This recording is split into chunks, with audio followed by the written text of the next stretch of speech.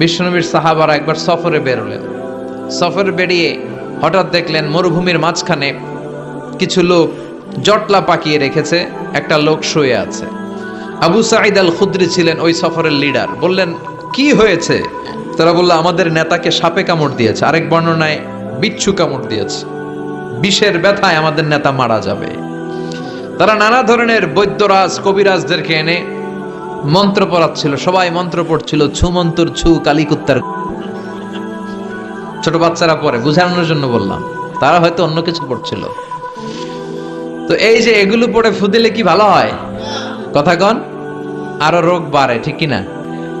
বাচ্চার হাতে 2টা, গলায় 3টা, কোমরে 4টা, এগুলোর ওজনেই তো বাচ্চা অসুস্থ হয়ে যাবে। কথা বুঝতে পেরেছেন? আবার কোমরে লাগায়, এটারে কি বলে? কাইতন। কি কয়? তাগা। চাচাই বলতেছে তাগা। তাগা টাগা লাগাবেন না। সূরা ফাতিহা পড়ে আজকে থেকে ফু দিতে হবে। আমার মাইকের আওয়াজ নিশ্চয়ই শহরের অনেক দূর যাচ্ছে। মায়েরা বোনেরা শুনে রাখবেন, অসুস্থ আপনি সূরা ফাতিহা পড়ে ফু দেন। বিশ্বনবী রাতের বেলায় বিছানায় যাওয়ার আগে সকাল সন্ধ্যা 3 কুল পড়ে হাতে ফু দিতেন। এরকম 2 হাতটা একসাথে করে এখানে ফু দিয়ে মাথা থেকে শুরু করে মেসেজ করতেন পা পর্যন্ত, দেহের যতটুকু জায়গা যায়। সূরাতুল ইখলাস, সূরাতুল ফালাক, সূরাতুন নাস, এই 3টা সূরাকে একসাথে বলে কুল আস-সালাসা, মানে 3 কুল। কি বলে? এই 3 কুল পড়ে না, যায় লিটন দেওয়ানের কাছে। কই যায়? লিটন দেওয়ান কিছু করতে পারে? লিটন দেওয়ান নাকি ভবিষ্যৎ বলে দিতে পারে। তো যমুনা ফিউচার পার্কে না বসুন্ধরাতে মনে হয় ওর চেম্বার, ওখানে আগুন লাগলো বসুন্ধরায়।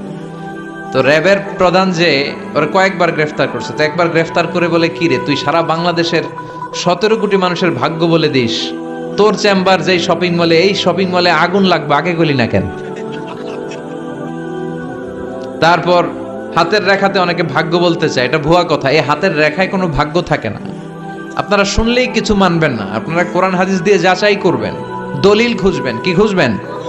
দলিল। 1.5 কাঠার একটা জায়গা কুমিল্লা শহরে কিনবে, এটার দলিলটা ঠিক আছে কিনা দেখার জন্য পাগল হয়ে যায়। নিজে বুঝে না, আরেকজনের কাছে যায় যে পাক্কা বুঝে, দেখেন দলিলটা ঠিক আছে কিনা। তো 1.5 কাঠা জায়গার দলিল ঠিক আছে কিনা পাগল হয়ে গেলেন। যেই জান্নাতের দাম গোটা দুনিয়াটারে 10,000 বার বিক্রি করলেও জান্নাতের একটা চেয়ারের দাম হবে না, ঠিক কিনা? তো ওই জান্নাত আপনি পাবেন যেই আমল করে, ওই আমলের দলিল লাগবে না? কথা বলেন। তবে বিনয়ের সাথে, কারো কাছে যখন দলিল চাবেন, বিনয়ের সাথে আগে বুঝে নিবেন কার সাথে কথা বলতেছেন। You have to know who you are talking with, you don't know who you are dealing with. অনেকে জানে না কার সাথে কেমন করে কথা বলতে হয়। এজন্য আমি বলি যে জাননেওয়ালার উপরও জাননেওয়ালা আছে। তোমার অনেক পড়তে হবে, অনেক জানতে হবে, তাহলে তুমি সব বুঝবা, ঠিক কিনা? তো আমরা ঝাড়ফুঁক করব। আবু সাঈদ খুদরি বলল, এই ছুমন্তর সু কালিকুত্তার ঘু, এটাতে কিছু হবে না। আমার কাছে এমন জিনিস আছে, এটা দিয়ে ফু দিলে ভালো করে দেয় কে? সবাই বলল, তাহলে আমাদের নেতাকে ভালো করো। আবু সাঈদ খুদরি বলল, তাহলে আমারে ছাগল দিতে হবে, 1 পাল ছাগল। ওরা রাজি হলো। সবাইকে সরিয়ে উনি বসলেন। এই জীবনে প্রথম উনি রুকিয়া করেছেন। সূরা ফাতিহা পড়ে একবার ফু দিলেন, চোখ বন্ধ ছিল, সর্দারের চোখ খুলে ফেলেছে। আবার ফু দিলেন, এবার বসে গেছে, আবার ফু, হাঁটতে শুরু করছে, পুরা সুস্থ। সুবহানাল্লাহ পড়েন। 1 পাল ছাগল পেলেন, পথিমধ্যে একটা ছাগল জবাই করেও খেলেন। এরপর বিশ্বনবীর কাছে এসে মাসালাটা রিচেক করে নিলেন, ক্রস চেক, ডাবল চেক। আপনারা এখন ইউটিউবের সময় না, যে কোনো জিনিস সার্চ দিলেই সব পাওয়া যায়, আপনি জানতে পারবেন। তো একটা বিষয়ের উপর অনেকগুলো আলেমের বক্তব্য শুনবেন, ফলে ওভারঅল একটা ধারণা আপনি পেয়ে যাবেন। বুঝতে পেরেছেন? বিতিরের সালাত কয় রাকাত, অনেক মন্তব্য আছে, অনেক মতামত আছে। আপনি 5 জন স্কলারের কথা শোনেন, মোটামুটি একটা আন্দাজ পেয়ে যাবেন যে এটাই হয়তো হকের কাছাকাছি। গোড়ামি করা যাবে? ইসলামে গোড়ামি নাই। ইসলামের সৌন্দর্য হচ্ছে আত-তাইসির, simplicity is the beauty of Islam. সহজীকরণ হচ্ছে ইসলামের সৌন্দর্য। বিশ্বনবীকে যে কোনো অপশন দিলে সবচেয়ে সহজ অপশনটা নিতেন। সুবহানাল্লাহ পড়েন। বিশ্বনবীর কাছে এসে বললেন, ইয়া রাসূলুল্লাহ, সূরা ফাতিহা দিয়ে ঝাড়ফুঁক করে এক বর্ণনায় 100টা, আরেক বর্ণনায় 30টা ছাগল আমরা পেয়েছি। পথিমধ্যে একটা ছাগল জবাই করে আমরা খেয়েছি। এই যে কোরআন দিয়ে ফু দিয়ে আমরা ছাগল আনলাম, খাইলাম, এই ছাগল নেয়াটা জায়েজ হয়েছে কিনা বলেন? মাসালা ক্রস চেক করতে আসছে, ডাবল চেক, দেখে বিশ্বনবী কি বলে। বিশ্বনবী বলেন জায়েজ হয়েছে মানে কোরআনের দাম বাড়ায় দিয়ে আসছিস বেটা। আল্লাহু আকবার। কোরআনের দাম তোমরা বাড়িয়ে দিয়ে এসেছো। 30টা বা 100টা ছাগল যাই পাইছো তোমরা ভাগ বটোয়ারার পরে দুই একটা থাকলে আমারও দিও। তো এটাকে বলে সূরাতুশ শিফা। কোরআনের ভেতরে শিফা দিয়েছে কে? وَنُنَزِّلُ مِنَ الْقُرْآنِ مَا هُوَ شِفَاءٌ وَرَحْمَةٌ لِّلْمُؤْمِنِينَ وَلَا يَزِيدُ الظَّالِمِينَ إِلَّا خَسَارًا। এই কোরআনের মধ্যে আমি শিফা দিয়েছি, রহমত দিয়েছি, বরকত দিয়েছি। মুমিনদের জন্য কোরআনকে শিফা বানিয়েছে কে? সূরাতুশ শিফা মনে থাকবে? এই যে পীর সাহেব হুজুরের কাছে যে আসেন ফু দেওয়ার জন্য, যে হুজুর ফু দেন, হুজুর কি পড়া ফু দেয় জানেন? আজকে গোমর ফাঁস করে দিয়ে যায় হুজুরের, সূরাতুল ফাতিহা পড়ে ফু দেয়। হুজুরের কাছেও আইসেন, আপনারাও ফু দিয়েন, নিজেরাও দিবেন। সবসময় যে হুজুরের কাছ থেকে নিতে হবে তা না, আব্বা আম্মার কাছ থেকে নিবেন। আব্বার কাছ থেকে নিলে এটা সবচেয়ে দামি ফু, ঠিক কি না? 2 গ্লাসে পানি, উনি কিন্তু আমার আব্বা, জানেন? এজন্য আব্বা আম্মার কাছ থেকে দোয়া চাইতে হবে। 2 গ্লাসে পানি। পৃথিবীর সবগুলা পীর সাহেবরে বললাম হুজুর এই গ্লাসে একটু ফু দেন, হুজুর আমার ফু দিয়ে দিল। আমার আব্বা উনি আরেক গ্লাসের পানির মধ্যে ফু দিয়ে দিল। মুহূর্তের মধ্যে আমার আব্বার ফুটা কাজে লেগে যাবে। গোটা পৃথিবীর পীর সাহেব একদিকে, বাবা মার দোয়া আর ফু আরেকদিকে, ঠিক কি না? তো এই জন্য সূরাতুল ফাতিহার এক নাম হচ্ছে সূরাতুশ শিফা। কি নাম? সূরাতুশ শিফা। আবার এই সূরার আরেক নাম হচ্ছে সাবউল মাসানি, নিত্য পাঠনীয় সপ্তবাক্য। নিত্য পাঠনীয় সপ্তবাক্য, যেই সূরাটা প্রতিদিন পড়া হয়। রব্বুল আলামিন বলেন ওয়ালাকাদ আতাইনাকা সাবআম মিনাল মাসানি ওয়াল কুরআনাল আযীম। ও নবী, আমি আপনাকে নিত্য পাঠনীয় 7টা বাক্য দান করেছি, সাথে সাথে কোরআনে আজিম দান করেছি। সুবহানাল্লাহ। নিত্য পাঠনীয় 7টা বাক্য, এমন 7টা বাক্য এই সূরাতুল ফাতিহা, যে 7টা বাক্য সব সময় পড়তে হয়। যারা প্রতিদিন নামাজ পড়ে, শুধু ফরজ নামাজ পড়ে, তার 17 বার পড়তে হয় এই সূরাটা। সুবহানাল্লাহ মাহফিলের পরে। আর যারা সুন্নাত সহ পড়ে তাদের প্রতিদিন 32 বার এই সূরাটা পড়তে হয়। তাহলে যেই লোকটার বয়স হয়েছে 50 বছর, সে যদি নামাজি হয়ে থাকে, একটু হিসাব করেন লোকটার বয়স কত? 50। আর লোকটা নামাজি না বেনামাজি? নামাজি। নামাজি লোক বয়স 50 বছর, তাহলে এই 50 বছরে সে যে কত লক্ষবার সূরা ফাতিহা পড়ছে ও নিজে জানে? সুবহানাল্লাহ কই? আল্লাহু আকবার। এমন সূরা যেটা প্রতিদিন পড়তে হয়।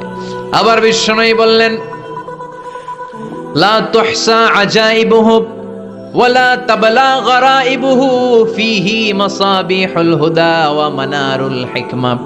কোরআন এমন কিতাব, সূরাতুল ফাতিহা এমন সূরা, এই সূরার আশ্চর্যান্বিতার কোনো শেষ নাই। এই সূরা কোনোদিন পুরান হয় না। যাদের 80 বছর বয়স, কত কোটিবার আপনি সূরা ফাতিহা পড়ছেন? বুকে হাত দিয়ে বলেন তো, কখনো কি আপনার মনে হয়েছে যে প্রত্যেক দিন নামাজটা শুরু করলে এই সূরাটা দিয়ে শুরু করতে হয়? কত কোটিবার পড়লাম, আর ভাল লাগে না, পুরান পুরান লাগে। বুকে হাত দিয়ে বলেন, দাঁড়ান একজন, যে হুজুর আমার কাছে আর ভাল লাগে না, সূরাতুল ফাতিহা পড়তে পড়তে এটা পুরান লাগে, কালকে থেকে কুলহুয়াল্লাহ দিয়ে শুরু করুন। এরকম ডাকাইতে আছে কেউ? নাই। কারণ কোরআন কখনো পুরান হয় না, যতই পড়ি ততই নতুন। চিল্লায় পড়েন আল্লাহু আকবার। এজন্য বিশ্বনবী বললেন, ও উম্মতেরা শোনো, এই 7টা সূরা দেখতে ছোট, 7টা আয়াত বিশিষ্ট এই সূরাটাকে দেখতে ছোট মনে হয়, সবার মুখস্থ, প্রত্যেকের কলিজার ভেতরে আছে। তোমাদের কাছে সাধারণ মনে হয়, সূরাটা সাধারণ না, অসাধারণ করে সূরাটারে নাজিল করেছে কে? পড়েন সবাই, আউযু বিল্লাহি মিনাশ শাইতানির রাজীম। বিসমিল্লাহির রহমানির রহিম। আলহামদুলিল্লাহি রাব্বিল আলামিন। আর রহমানির রহিম। মালিকি ইয়াউমিদ الدين إياك نعبد وإياك نستعين اهدنا الصراط المستقيم صراط الذين أنعمت عليهم غير المغضوب عليهم ولا الضالين চিল্লায় পড়েন আমিন। আরো জোরে আমিন। আপনাদের মনোযোগ আছে না গেছে? কষ্ট হচ্ছে? কি বলেন, আমার তো কষ্ট হচ্ছে। রাত বাজে 12টা 5, এখনো আপনাদের ধৈর্যচ্যুতি হয় নাই। কফি খেয়ে আসছেন বোধহয়। কি কফি খাইছেন বলেন? Nescafe, espresso, মকা, লাটে, old town coffee, Starbucks, এগুলো খেয়ে আসছেন? কষ্ট হচ্ছে না তো? 7টা আয়াত বিশিষ্ট সূরা রব্বুল আলামিন এই সূরাটাকে ওয়েলকামিং লেটার করে পাঠিয়েছেন। আল্লাহু আকবার। ওয়েলকামিং লেটার, অভিনন্দন পত্র। মন্ত্রী যদি আসে আমাদের প্রোগ্রামে, মাঝে মাঝে মন্ত্রী, MP, member of the parliament, ওনারা আসে না? আসলে আমরা ওয়েলকামিং লেটার দেই, স্মারকলিপি দেই, অভিনন্দন পত্র দেই, ঠিক কি না? অভিনন্দন পত্রের ভেতরে 3টা জিনিস থাকে। কয়টা? চিল্লায় বলেন। প্রথমে থাকে প্রশংসা, মন্ত্রীর প্রশংসা। এরপর থাকে পরিচয়, এরপর থাকে দাবি দেওয়া। 3টা পার্ট থাকে একটা ওয়েলকামিং লেটারে। কয়টা পার্ট? প্রথমে থাকে প্রশংসা। মন্ত্রীর প্রশংসা করি যে আপনি 1000 বছরের শ্রেষ্ঠ সন্তান, আপনার চেয়ে ভালো মানুষ এই এলাকায় নাই, আপনার চরিত্র ফুলের চেয়েও পবিত্র। এগুলো আমরা বলি, প্রশংসা করতে হয়, ঠিক কি না? দ্বিতীয় পর্যায়ে থাকে ওয়েলকামিং লেটারের ভেতরে নিজেদের পরিচয়, আপনারা কারা। তারপর আমরা পরিচয় দিই যে আমরা এই মসজিদের গভর্নিং বোর্ডের মেম্বার্স, আমরা এই মসজিদের লোক, আমরা এই হাই স্কুলের সদস্য, আমাদের একটা একাডেমিক ভবন লাগবে, আমাদের মসজিদের 3 তলার কাজ ধরেছি, ওইটা লাগবে, ওইটা লাগবে। এগুলো আমরা পরে বলি, আমরা নিজেদের পরিচয় দেই। প্রশংসার পরে আমরা পরিচয়, যে আমরা এই মাহফিলের ইন্তেজামিয়া কমিটি, আমরা এই স্কুলের গভর্নিং বোর্ডের সদস্য, নিজেদের পরিচয় দেই। প্রশংসাও করলাম, পরিচয়ও দিলাম। এরপরে আছে কি? দাবি দেওয়া। আমাদের দাবি মানতে হবে, নইলে গদি ছাড়তে হবে। এরপরে আমরা দাবি দেওয়াতে যাই। তো সূরাতুল ফাতিহাটাকে আল্লাহ তাআলা এরকম একটা ওয়েলকামিং লেটারের মতো করে পাঠালেন। আল্লাহ বুঝাতে চাইলেন প্রতিদিন পড়বি তো, এজন্য 3 ভাগ করে দিলাম। সুবহানাল্লাহ। প্রথম 3টি আয়াতে আমি রব্বুল আলামিনের প্রশংসা তোরা করবি। চতুর্থ আয়াতে তোরা তোদের নিজেদের পরিচয় আমার কাছে পেশ করবি। এরপরে শেষ 3টা আয়াতে তোদের দাবি দাওয়া বিনয়ের সাথে আমার কাছে পেশ করবি। প্রথম 3 আয়াতের প্রশংসা কার? আল্লাহ বললেন আলহামদুলিল্লাহি রাব্বিল আলামিন, সকল প্রশংসার মালিক হলেন আল্লাহ, যিনি হলেন জগৎ সমূহের রব। আল্লাহু আকবার। হামদুন মানে প্রশংসা। হামদুন মানে কি? প্রশংসা কার? কম কম না বেশি বেশি? বিশ্বনবী মসজিদে নববীতে ইমামতি করছেন, আল্লাহু আকবার বলে নামাজ শুরু করলেন, কেরাত পড়লেন, রুকুতে গেলেন, রুকু থেকে দাঁড়িয়ে বিশ্বনবী পড়লেন সামি আল্লাহ। পেছন থেকে সাহাবারা ছোট্ট আওয়াজে গুনগুনিয়ে পড়লেন রব্বানা রব্বানা ওয়ালাকাল হামদ। এক সাহাবী নিচ থেকে ফিসফিস করে পড়লেন হামদান কাসীরান তাইয়িবান মুবারাকান ফি। 4টা অতিরিক্ত শব্দ নিচ থেকে বানিয়ে পড়লেন। কয়টা? 4টা শব্দ আমার সাথে সাথে আওয়াজ করে পড়েন। হামদান কাসীরান তাইয়িবান মুবারাকান ফি। আবার পড়েন হামদান কাসীরান তাইয়িবান মুবারাকান ফি। 4টা শব্দ। বিশ্বনবী সালাত শেষ করলেন। সালাত শেষে তিনি আওয়াজ করে পড়তেন আল্লাহু আকবার, 3 বার পড়তেন আস্তাগফিরুল্লাহ। এরপর আজকার গুলো পড়ে তিনি সাহাবাদেরকে বললেন, কে অতিরিক্ত 4টা তাসবিহ পড়েছো? দাঁড়াও, আমি তো এই 4টা তাসবিহ শিখাই নাই, কে পড়েছো? কেউ দাঁড়ায় না, ভয়। বিশ্বনবী অভয় দিলেন, দাঁড়াও, আমি কিচ্ছু বলবো না। এক সাহাবী দাঁড়ালেন, দাঁড়িয়ে বললেন ইয়া রাসূলুল্লাহ, আমি পড়েছি। বিশ্বনবী বললেন, কেন পড়েছো? এই হামদান কাসীরান তাইয়িবান মুবারাকান ফি, এই 4টা তাসবিহ তো আমি শিখাই নাই, পেলে কোত্থেকে? সাহাবী বলে ইয়া রাসূলুল্লাহ, ইয়া হাবিবাল্লাহ, আল্লাহর তাসবিহ যখন আমি পড়ি, আল্লাহর জিকির যখন আমি পড়ি, কম কম পড়লে আমার পোষায় না, আমার পড়তে হয় বেশি বেশি। এজন্য আমি নিজ থেকে আই ফেব্রিকেটেড দিস তাসবিহ, আমি নিজ থেকে এটা বানিয়ে পড়েছি। বিষ্ণু বললেন, ও সাহাবী, ভয় পেও না, চিন্তা করো না। তোমরা দেখো না, এই নামাজরত অবস্থায় আমি দেখেছি বিদউ ওয়া সালাসুনা মালাইকা, 30 জনেরও বেশি ফেরেশতা। তোমার এই অতিরিক্ত 4টা যে তাসবির সওয়াব হয়েছে, এই 4টা তাসবির সওয়াবটা 30 জনেরও বেশি ফেরেশতা কে কার আগে এই সওয়াবটা আল্লাহর আরশে পৌঁছে দিবে, এই নিয়ে ফেরেশতাদের মধ্যে আকাশে প্রতিযোগিতা চলছিল। আকাশে তারা কম্পিটিশন করছিল কে কার আগে আল্লাহর দরবারে পৌঁছে দিবে এই প্রশংসা। এজন্য আল্লাহর প্রশংসা কম কম না বেশি বেশি? আল্লাহর প্রশংসা করে আমরা শেষ করতে পারবো? সাগরের জলকে কালি করে, গাছের পাতাকে খাতা করে, তোমার মহিমা লেখা শেষ হবে না, যদিও লিখি প্রভু জীবন ভরে। সাগরের জলকে কালি করে, গাছের পাতাকে খাতা করে, তোমার মহিমা লেখা শেষ হবে না, যদিও লিখি প্রভু জীবন ভরে। সাগরের জলকে কালি করে, সুবহানাল্লাহ পড়ে। উপমাটা খেয়াল করেছেন? মেটাফরিক, এটাকে বলে মেটাফোর, রূপক অর্থে মাজাজি ভাবে আল্লাহ বলেছেন সাগরের জল যদি কালি হয়, গাছের পাতা যদি খাতা হয়। পৃথিবীতে কয়টা গাছ আছে? পৃথিবীতে বাদ দেন, কুমিল্লাতে গাছের পরিমাণ কেমন? অনেক। তো কুমিল্লায় যদি অনেক হয়, বাংলাদেশে কেমন? বাংলাদেশেও অনেক। আচ্ছা, তো আফ্রিকার জঙ্গলের কি অবস্থা? সুবহানাল্লাহ পড়বেন না? এই সব গাছের পাতা যদি খাতা হয়ে যায়, সাগরের জল যদি কালি হয়ে যায়। পৃথিবীর সবচেয়ে গভীরতম সাগরের নাম প্রশান্ত মহাসাগর। গভীরতা, সবচেয়ে গভীর জায়গার নাম মারিয়ানা ট্রেঞ্চ, গভীরতা প্রায় 36,000 ফিট।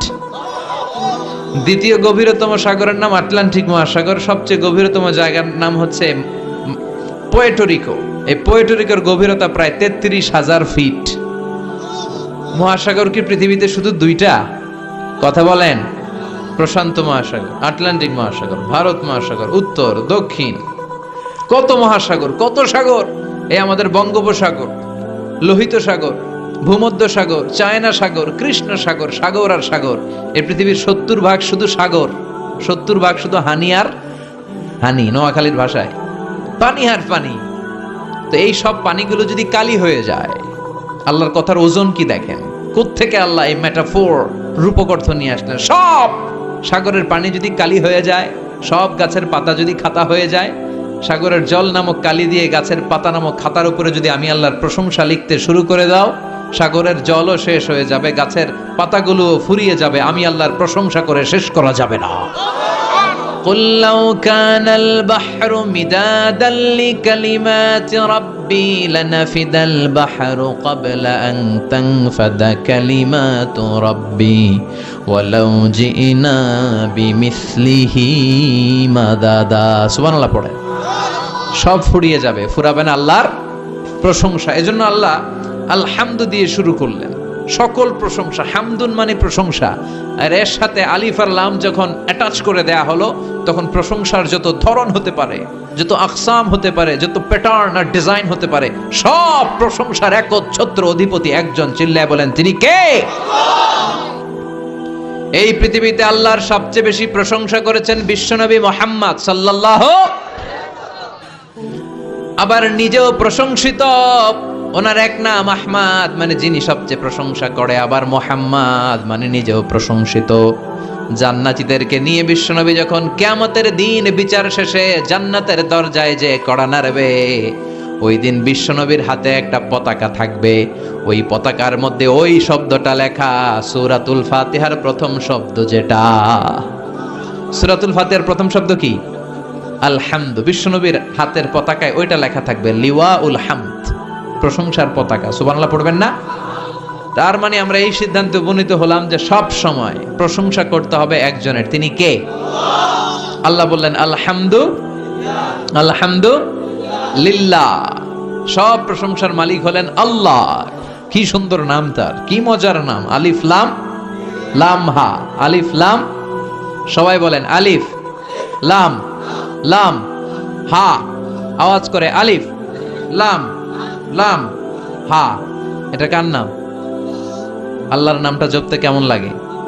হৃদয় থেকে এই গভীর রাতে আল্লাহর একটা ডাক দেন তো, বলেন আল্লাহ।